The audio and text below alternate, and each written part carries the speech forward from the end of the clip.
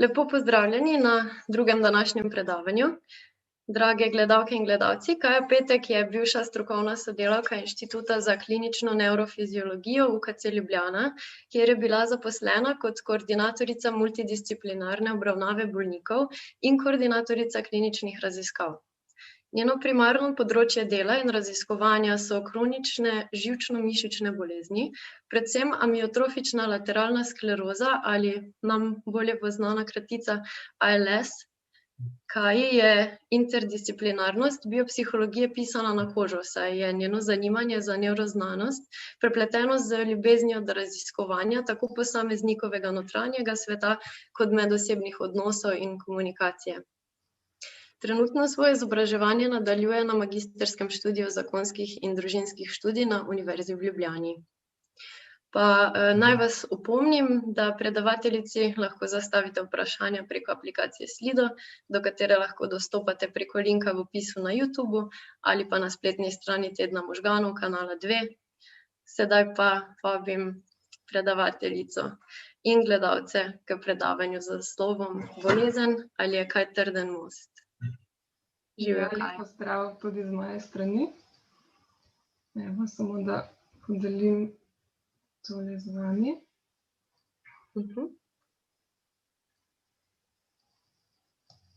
Se vidi, ne? Ja, super. Okay. Jaz bi danes spregovorila o tem, kako pravzaprav bolezen posega v družino in v družinske odnose, pa tudi zakaj so odnosi, kvalitetni odnosi, predvsem pomembni v takih okoliščinah. Zdaj pri izbiri naslova sem se spomnila na to otroško igro, ki upam, da se še kdo spomni, ko je tista četica otrok stala pred dvema, ki sta z rokami držala most in so vprašali, ali je kaj trden most, da gre lahko naša vojska skozi, ne. Na to vprašanje sem se v bistvu spomnila, ker se zdi, da bolezen nekako postavi podobno vprašanje, pod vprašaj postavi trdnost naših odnosov, a ne, in jih postavi na preizkušnjo, ko se v bistvu družina sooča z velikimi spremembami, ki jih bolezen prinese. Jaz se bom danes osredotočila na bolezen ALS, kot je že Lara omenila, je to nekako moje področje dela. In v bistvu, ko govorimo o bolezni ALS, tako kot tudi pri ostalih nekih kroničnih boleznih, vedno govorimo o prizadetih družinah, a ne samo o prizadetih posameznikih. Tako da, če imamo določeno število bolnikov, ki pač imajo to bolezen, moramo zraven imeti vedno nekako v mislih še kakšne 3 osebe v povprečju več, ne. Tako da bi jaz mogoče začela kar z nekim takim klasičnim primerom bolnika. Recimo, da v nevrološko ambulanto pride starejši gospod, star nekaj čez 60 let, ki v bistvu v zadnjem letu opaža, da težje zapenja gumbe, potoži, da nekako opaža, da težko drži določene predmete, ki so težji, recimo kakšno težjo skodelico ali recimo ko dela na vrtu, recimo težje drži vrtno orodje, kaj takega, in pa da je v bistvu večkrat že padel, ker se je tako nekako čudno spotaknil ob svojo nogo. Pa tudi ko pije, recimo opaža, da se slina ali pa pijača zatika, ne. Kaj se tukaj v ozadju v bistvu dogaja? Zdaj ALS, mogoče veste, prizadene te gibalne nevrone v možganih in pa v hrbtenjači, kar v bistvu pomeni, da živci, ki oživčujejo mišice, ki nam omogočajo gibanje, začnejo propadati in posledično propadajo tudi te mišice. Ponavadi zdaj najbolj nekako pogosta oblika je ta, da res najprej prizadene roke ali pa noge. Tako vidimo pri tem gospodu recimo. Ponavadi se zelo tako kaže v neki prizadetosti fine motorike, a ne, to zapenjanje gumbov ali pa recimo pisanje je tudi ena taka stvar, kjer pogosto opažajo težave. Zdaj lahko pa potem oziroma napreduje bolezen tudi na vse ostale mišice, med drugimi tudi na te požiralne mišice, ki so pa tudi zraven, so pa tudi mišice za govor, tako da eventualno lahko pride tudi do izgube možnosti govora. Pa tudi dihalne mišice so prizadete, kar lahko potem vodi tudi v končni fazi v odpoved dihanja, ne. Zdaj, tukaj je v bistvu vzrok ni dobro znan, v nekaterih primerih je sicer neka genetska osnova, je lahko pač ta bolezen dedna oziroma podedovana, ampak v veliki meri pa to ni, čeprav so tam zraven neke genetske komponente. In zaenkrat zdravila ne poznamo. Ko govorimo o zdravljenju, ko bom tudi v nadaljevanju omenila, v bistvu govorimo o zdravljenju neke simptomatike, ki pride zraven, in to zdravljenje je fokusirano na to, da skuša nekako zvišati kvaliteto življenja, kakor se pač da s to boleznijo, ne more je pa pozdraviti. In pomembno je izpostaviti, da v bistvu pri tej bolezni se v prvi vrsti bolnik in njegovi svojci soočajo z izgubo, ne. Bolnik izgubi zmožnost gibanja in s tem tudi neko samostojnost, vse tisto, kar je prej opravljal sam, nekako bo eventualno rabil pomoč pri tem, in v bistvu njegova vloga v družini se spremeni, ne. S tem pa tudi v bistvu samo podobo oziroma nek občutek identitete, kdo zdaj on je v tej družini, kaj je njegova nova vloga oziroma kaj lahko od te stare osebnosti oziroma vloge ostane. Seveda to ne pride čez noč do te spremembe, ampak ko bolezen napreduje, se tudi nekako samopodoba in vloga posameznika v družini spreminja. In v bistvu taka bolezen zahteva od družine veliko prilagoditev. Od časovnih prilagoditev, to pomeni, da se družina mora organizirati tako, da lahko zagotovi nego bolniku, da v bistvu poskrbi tudi zase, za svoje neke zadolžitve, se pravi ostali člani, da lahko za to poskrbijo, in pa tudi, da se prilagodi v bistvu shemi ambulantne obravnave, a ne. Potem govorimo o prostorskih prilagoditvah. Ni malokrat, da morajo v bistvu družine renovirati stanovanje, recimo zato, da se prilagodi dostop prostorov z invalidskim vozičkom ali pa s temi hoduljami. Je pa tudi ponavadi potrebno nekatere pripomočke nabaviti, zato da se recimo bolnik lažje hrani, lažje opravi osebno higieno in tako dalje. Imeli smo tudi kar nekaj primerov, kjer je bila v bistvu družina nekako primorana k razmisleku o tem, da bi se mogoče celo preselila. Če si predstavljate, da je taka družina recimo živi v bloku, kjer ni dvigala, je to velik problem, a ne.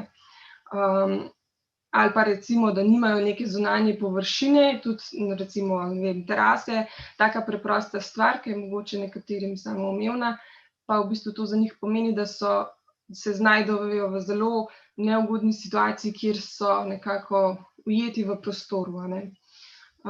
In tukaj na nek način govorimo potem tudi o nekem finančnem bremenu, s katerim se družina sooči, zato da se prilagodi novonastali situaciji, a ne. Potem je treba prilagoditi seveda neko medsebojno interakcijo. Tukaj imam v mislih predvsem komunikacijo, še posebej pri tistih oblikah bolezni, kjer je najprej prizadet govor, je to neka taka prva stvar, s katero se morajo soočiti. Zdaj, kako bojo komunicirali, težava je lahko, kadar je istočasno prizadeta, recimo so prizadete roke in pa govor. V takih primerih tudi ponavadi dobijo nek tak komunikator, tako da lahko v bistvu z očmi pišejo in se na ta način sporazumevajo. In je to en tak proces učenja spet, ki tukaj pride na mesto. Potem pa tudi čist razporediti zadolžitve, ki so prej bile zadolžitve tega člana, ki je zdaj zbolel, je treba nekako razporediti kako se bo vse to od zdaj naprej odvijalo. Zdaj, od leta 2019 imamo v Sloveniji zakon o osebni asistenci, kar pomeni, da so v bistvu bolniki upravičeni do osebnega asistenta glede na stopnjo prizadetosti, ampak dejansko se pa v praksi izkaže, da je še vedno več potrebe, kot pa je dejansko v praksi tudi ljudi, ki nekako izvajajo to osebno asistenco, tako da na koncu koncev v veliki meri, če ne celo večinski delež oskrbe nekako upravljajo svojci, kar pa tudi pomeni, da nase prevzamejo, kot rečeno, neko čustveno, fizično, pa tudi finančno breme. In to so ponavadi svojci, ki ali živijo z bolnikom, se pravi partnerji ali pa otroci, ali pa tudi to najožje sorodstvo, ki je mogoče čist lokacijsko najbližje. In zdaj s tem pravzaprav imajo svojci eno tako pozicijo, kjer izpolnjujejo dejavnike tveganja za izgorelost pri negovalcih, se pravi, da sobivajo z oskrbovancem, in pa da veliko količino časa v bistvu preživijo v tej vlogi negovalca. Pogosto so pa tudi socialno izolirani. V kar več kot 50% so negovalci leta 2009 v neki ameriški raziskavi poročali o tem, da so zmanjšali stike z svojimi prijatelji in s preostalo družino. In v bistvu tudi iz prakse lahko povem, da je tukaj dostikrat prisotna krivda, in sicer, da si ne morejo oziroma ni v redu, da si vzamejo čas zase, da si odpočijejo od te vloge, zaradi tega, ker imajo pač doma bolnega svojca, bolnega partnerja, bolnega očeta ali mamo, kakorkoli, in nekako se počutijo krive, če se iz te situacije umaknejo. Včasih je pa tudi nek strah pred tem, da bi tujec prevzel to vlogo, ker morda jim pač ni najbolj udobno ali pa imajo občutek, da sami nekako najbolje vejo, kako stvari ustreči. Potem še par dejavnikov je tukaj, torej skopa finančna sredstva in pa to, do kakšne mere se pri bolniku pojavljajo tudi neke kognitivne spremembe, vedenjske spremembe in pa v kolikšni meri je bolnik funkcionalno oviran.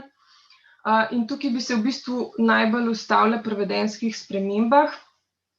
Zdaj, sicer redko, ampak vseeno je pomembno omeniti, da nekako v 10% bolnikov ALS se pojavi tudi frontotemporalna demenca. Tule na sliki se nekako lepo vidi razlika med to Alzheimerjevo in pa frontotemporalno demenco.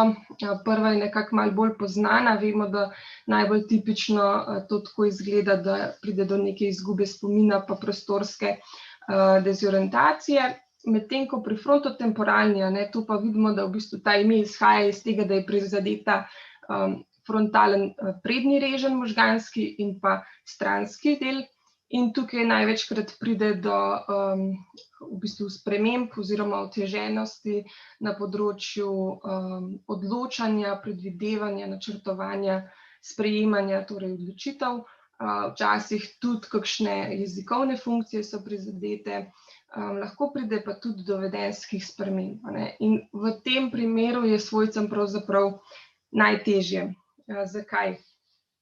Pravzaprav gre za to, da velikokrat povejo svojci, da so se bolniki do te mere vedenjsko spremenili, da jih nekako, da so postali taki, kakršni prej niso bili in da jih ne prepoznajo v tem vedenju. Pogosto so lahko odsotni, nekako manj čustveno odzivni ali pa tudi so njihovi odzivi čustveno manj primerni glede na situacijo. Lahko se pojavljajo tudi kakšni agresivni izbruhi in tukaj je meni najbolj ostal v spominu en tak primer gospe, katere soprog je zbolel za boleznijo ALS in na začetku pravzaprav je imel težave z hojo Je bil pa sicer zelo tak pogovorljiv, živahen, tudi ni bilo nekih znakov, da bi bila kakršnakoli okvara v tistem trenutku v govornih mišicah. Je pa potem s časoma, z napredovanjem osnovne bolezni, se je izkazalo, da gospod vseeno kaže neke znake frontotemporalne demence in je postajal vedno bolj apatičen, temu rečemo, se pravi čustveno manj odziven, odsoten. In tudi gospa je bila v bistvu zelo prizadeta, ker je čutila, da v pogovorih se nekako vedno bolj umika, da je odsoten, da se nanjo ne odziva in da v bistvu z njo ne komunicira na enak način, kot je prej, in da ima občutek nekako, da ne gleda več vanjo, ampak skozi njo, ne. In je bilo izredno težko razumeti, kako je lahko v bistvu ne samo izgubila gospoda na tej fizični ravni, če lahko tako rečem, ampak v bistvu, da se je osebnost njegova spremenila in je na ta način v bistvu izgubila enega sopotnika in tudi sogovornika, ne.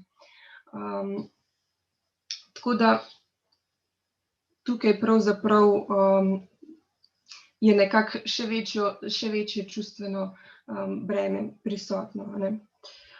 Tako da ni nekako presenetljivo, da je lahko izkušnja negovalstva pri takih boleznih zelo težka tudi z psihičnega vidika, tudi z fizičnega vidika. Tukaj bi se mogoče ustavila na par zanimivih ugotovitvah iz raziskav, ki so v bistvu ugotovile, da imajo nekateri negovalci, predvsem tisti, ki doživljajo velik stres ob tej vlogi, da imajo imunski sistem, ki je nepravilno reguliran. To bodisi pomeni, da v bistvu slabo deluje ali pa da preveč deluje, ne. Potem, da imajo večje tveganje za kap in pa tudi, da so pri kar visokem procentu svojcev negovalcev, ki skrbijo za ostarele, imajo klinično pomembne znake depresije, ne. In tukaj moramo potem razmišljati o tem, da lahko počutje negovalca tudi vpliva na kakovost te oskrbe. In pogosto, kadar je tukaj zraven te depresije še kakšna prikrita jeza ali pa nerazrešena zamera do tega oskrbovanca, imamo toliko višje tveganje za zlorabo tega oskrbovanca, bodisi psihično, ne, torej psihično nasilje, mogoče verbalno ali pa tudi celo fizično, ne. Po drugi strani pa, če pogledamo drugo plat kovanca, pa vseeno ljudje tudi v vlogi negovalca najdejo neko posebno obliko zadovoljstva, ne. Pogosto sem slišala, da jim je izkušnja te bolezni v družini nekako predrugačila pogled na lastne vrednote, na lastno življenje, na to, kaj pomeni zdravje, na to, kaj pomeni družina.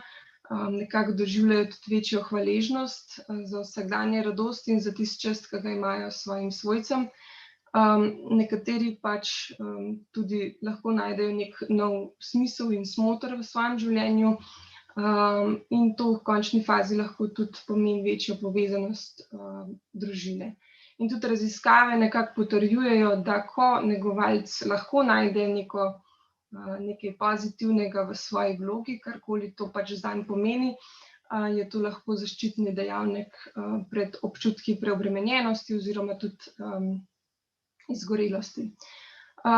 Res pa je, da je v bistvu tudi subjektivna izkušnja bremena zelo odvisna od tega, kako kvaliteten je bil odnos že pred boleznijo, ne. Nekako velja en tak rek, če je bilo pred boleznijo dobro, bo tudi potem se to nadaljevalo. Če pa je bil odnos težaven že prej, pa potem bolezen žal ne prinese čisto nič boljšega oziroma nekako lahko samo še poslabša stanje, ne. Tudi raziskave so nekako pokazale, da je pri tistih negovalcih, ki so imeli nek topel odnos s svojim oskrbovancem, kjer je bil nek občutek povezanosti in skrbi, je bilo pač tudi manj občutka bremena pri opravljanju te vloge, medtem ko seveda na drugi strani pa potem kjer so ostajala neka nerazrešena negativna čustva, kjer je bil odnos konflikten, je potem tudi negovalec imel v bistvu občutek, da je nekako primoran ali pa prisiljen v to svojo vlogo in je bil tudi občutek bremena večji. Tukaj bi izpostavila eno družino, ki je gospa zbolela z ALS, je pa živela z možem, imela je pa še 2 sinova, ki sta sicer živela drugje tako s svojima družinama, ampak oni so vedno prihajali v ambulanto kot družina in se je videlo, da imajo nekako zelo tak zdrav odnos v družini, nekako so bili vsi zelo na tekočem, bom rekla, z oskrbo te gospe, da so imeli zelo tako odkrito in direktno komunikacijo in v bistvu je, tako so rekli, da so si nekako razdelili vloge, da je dopoldne oče skrbel oziroma mož je skrbel za gospo, potem popoldne so se izmenjevali pa sinovi in ena družinska prijateljica in nekako gospa je vedno izpostavljala, kako je res pomemben, da se iskreno v bistvu pogovarjajo o tem, kaj pomeni biti del te družine s to boleznijo, da tudi če to pomeni, da je treba pokazati strah, da je treba pokazati jezo, obup, žalost, da je to pravzaprav način, kako se naredi prostor tudi za lepe trenutke in za tisto, kar je pač nekako pozitivnega v življenju. In tukaj nekako je bila res, se je videlo, da nekako niso, ne da bi si zatiskali oči pred resnico, ne da bi si zatiskali oči pred boleznijo, ampak nekako so se res borili v to smer, da so ohranjali fokus na tem, kar je pač dobrega v življenju in da pač sprejmejo bolezen takšno, kot je in nekako izkoristijo tisto, kar pač je dobrega. In tukaj se je tudi izkazalo, kako pomemben je, da ima človek neko socialno podporo, da ima ob sebi ljudi, ki lahko pač skrbijo zanj in si to vlogo izmenjujejo, in tukaj se tudi pokaže, da je to bistveno za negovalce, ker če se eden znajde v tej vlogi in je v tem sam, bo zelo težko na dolgi rok v bistvu vzdrževal ta tempo življenja. Tako da so tudi v bistvu tudi raziskave pokažejo, da je ta podpora za negovalce ključna, ravno zaradi tega, ker tudi oni nekako potrebujejo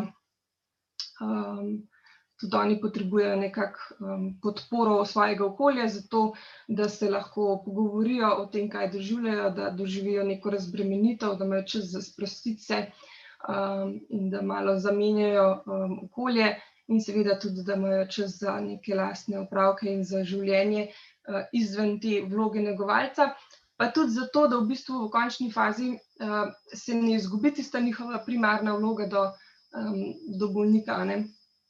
Velikokrat se zgodi, da recimo žena postane negovalka, ni pa več žena.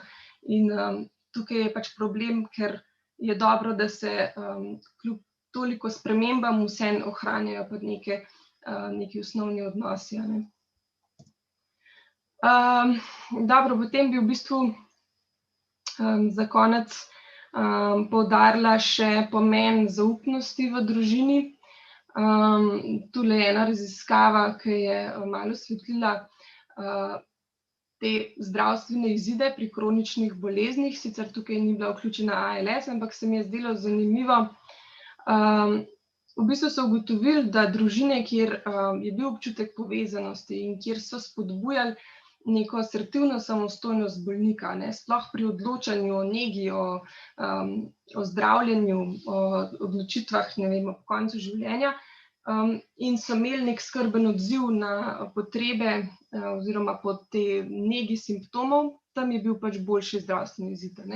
Medtem ko pri teh družinah, kjer je pa odnos do bolnika pretirano zaščitniški, kjer se skuša odločati namesto njega in so nekako odnosi bolj nadzorovalni, pa tudi ni ažurnega tega odzivanja na simptome, zaradi tega, ker bi se želeli nekako zanikati to bolezen oziroma se družina težko sooči z boleznijo, tam pa so tudi nekako zdravstveni izidi slabši. In tu je mogoče še prostor, da omenim torej partnerski oziroma zakonski odnos. Dostikrat smo bili priča in eni in drugi strani, torej da smo imeli pare, ki so že prej imeli recimo slabo komunikacijo, oziroma da mogoče v njihovem prostoru nekako ni bilo nekega poglobljenega pogovora o vrednotah, o življenju, o smrti, o tem, kaj jim je pomembno in kako si v bistvu predstavljajo svojo nekako, bom rekla, če smem tako reči, končno postajo. In v bistvu je to zelo pomembno, ker ko je človek postavljen pred dejstvo, da v bistvu ima kronično bolezen, ki je neozdravljiva, se mora pač vprašati, kaj zanj pomeni kvaliteta življenja s to boleznijo. In v bistvu zdaj tekom poteka bolezni ALS se bolniki soočajo s tem, da bojo eventualno dihalne mišice odpovedale. To pa pomeni, da v bistvu medicina skuša pomagati z nekimi dihalnimi aparati, ki pa so, mi rečemo, torej invazivni ali pa neinvazivni. Neinvazivni pomeni, to je v bistvu aparat, ki je maska in si jo človek nadene in pa sname. In to pač pomaga do določene mere.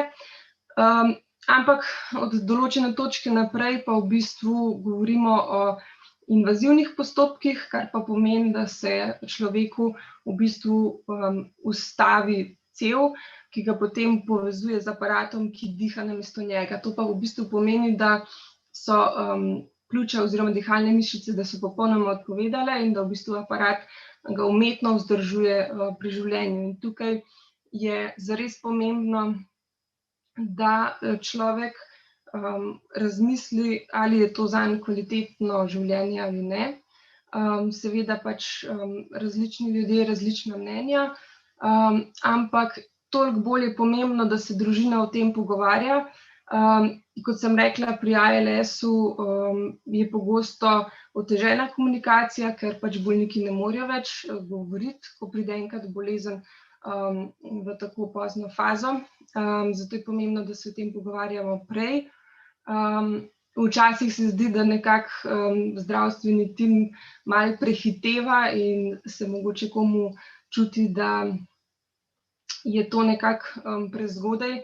Ampak mi zelo spodbujamo družine, da se o tem pogovarjajo raje prej kot prepozno. Ker ko pride do te točke, v bistvu je zelo pomembno, da vemo, kaj si bolnik želi in da ga svojci pri tem podpirajo. Nemalokrat se zgodi namreč, da tam, kjer je komunikacija v družinah slabša ali pa ni tega zaupanja, ni te zaupnosti v odnosu, kjer bi bolnik lahko podelil svoje strahove, svoje skrbi, kjer bi lahko nekako povedal, kaj si želi in bi potem dobil neko podporo od svojcev. Tam se pogosto potem zaplete pri samih zdravstvenih odločitvah strani tudi medicinskega osebja in se lahko nehote nekako deluje proti bolnikovi volji. Imeli smo primere, ko pač so recimo svojci si želeli, da bi bolnik sprejel to invazivno ventilacijo, da bi v bistvu ostajal z njimi, medtem ko bolnik tega ni želel in se je želel pač posloviti. Tako da zelo je pomembno, da obstaja prostor, kjer se lahko bolnik in družina pogovorijo iskreno o tem, kaj si pač bolnik želi. Tako da tudi nekako raziskave kažejo, da tam, kjer ta prostor obstaja, je bolnik bistveno bolj razbremenjen in tudi nekako ta povezanost omili tudi to težo, ki jo lahko mogoče nosi pa oskrbovalec oziroma negovalec. Tako da jaz bi na tej točki zaključila. Upam, da nisem preveč teže naložila na poslušalce, ampak hkrati si pa nekako želim, da se zavedamo pomena odnosov, ki jih imamo že zdaj, in da te odnose negujemo z namenom, da pač se povežemo in da nam bo tudi v težkih trenutkih zaradi takih odnosov potem lažje. Tako da se vam zahvaljujem za pozornost. Kaja, odlično, hvala za to predavanje. Mogoče si lahko vzamemo še par minutk za kakšno vprašanje. Tako da bom kar zastavila prvo. Pri kateri starosti ponavadi nastopi bolezen, pa mogoče še, če poznamo točen vzrok bolezni? Zdaj povprečna starost je tam v sredini 60 let. Zbolevajo sicer tudi mlajši, vzroka pa v resnici ne poznamo. Tako kot sem rekla, 10% bolezni je dedne, kar pomeni, da je ponavadi že nekdo v družini pač zbolel. Sicer pa nekako vzrokov ne poznamo, ve se sicer, da obstajajo neki geni, ki so prisotni tudi pri ostalih bolnikih in se potem očitno zaradi razlogov, ki jih ne poznamo, aktivirajo. Potem, ali se osebe z ALS, ki imajo tudi frontotemporalno demenco, mogoče zavedajo oziroma opazijo neke spremembe osebnostne pri sebi? To je zelo dobro vprašanje. Večinokrat ne. Oziroma, tako bom rekla iz prakse, pa tudi majčkeno iz raziskav, v bistvu tega zavedanja ni. Še posebej težko je to odgovoriti, ker so zelo čustveno neodzivni. Oziroma, tudi ko jim recimo zastavimo vprašanje, nekako temu rečemo, da v bistvu odkrenejo iz rdeče niti, no. Tako da odgovor je v bistvu v kratkem ne.